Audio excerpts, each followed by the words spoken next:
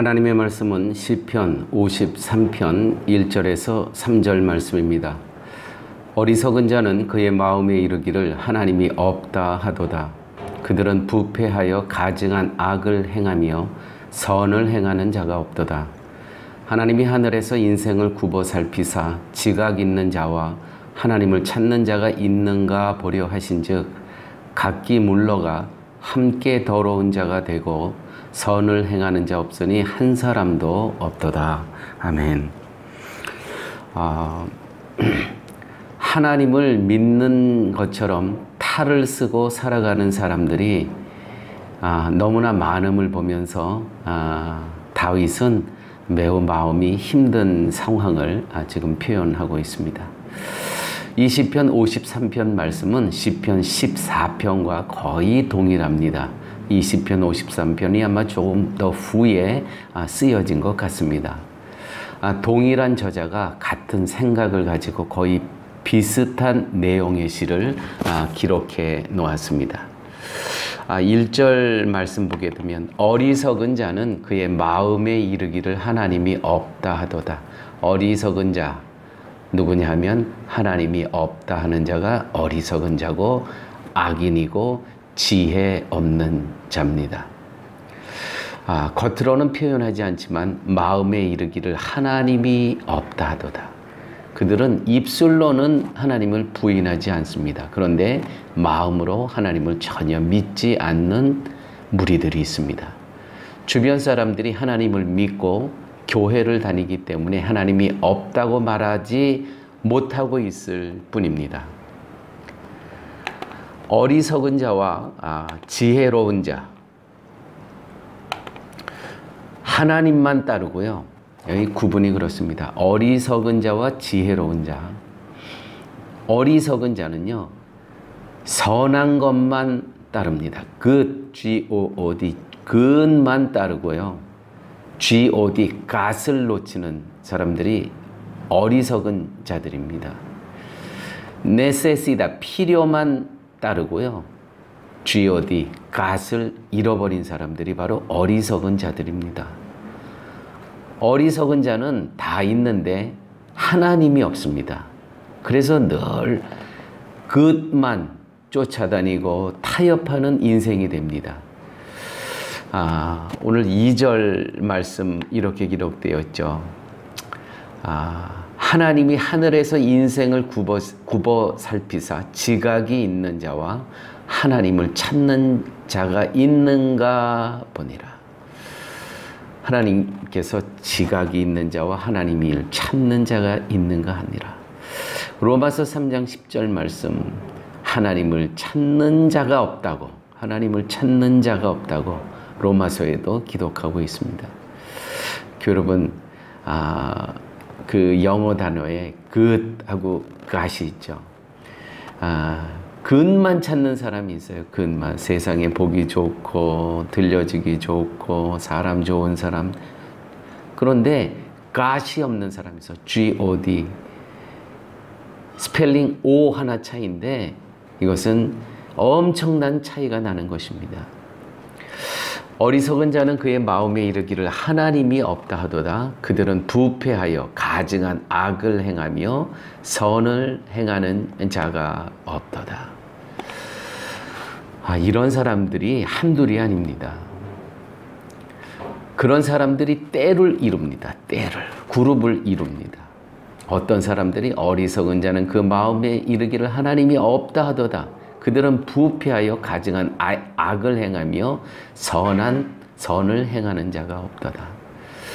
또 3절 각기 물러가 함께 더러운 자가 되고 함께 더러운 자가 된다고 합니다.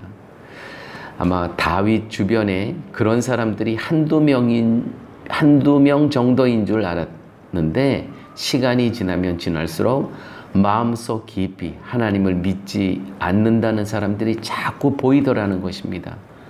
하나님을 부인하는 사람들은 서로 연결해서 함께 더러운 일을 행하고 하나님을 부인하는 일을 조직화한다는 것이죠. 조직화. 하나님을 대적하는 세력을 더욱 확장시킵니다. 더욱더 확장시킵니다. 오늘 이런 일이요, 교회 안에서도 얼마든지 일어남을 보게 됩니다. 또 학교 다닐 때 가방만 들고 학교 다닌다고 다 학생인가요? 그 가방 안에 연장 갖고 다니는 그 조폭 학생들도 있는 거예요. 우리가 예배를 어려서부터 참석한다고 해서 하나님을 믿는 사람입니까? 그렇지 않다는 것이죠. 또 신학교 교수님이라고 해서 성경을 연구한다고 해서 하나님을 믿는 사람입니까?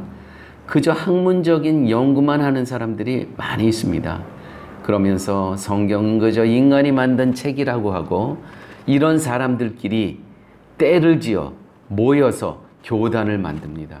그러면서 동성애를 합법화하고 가증한 일들을 도모합니다.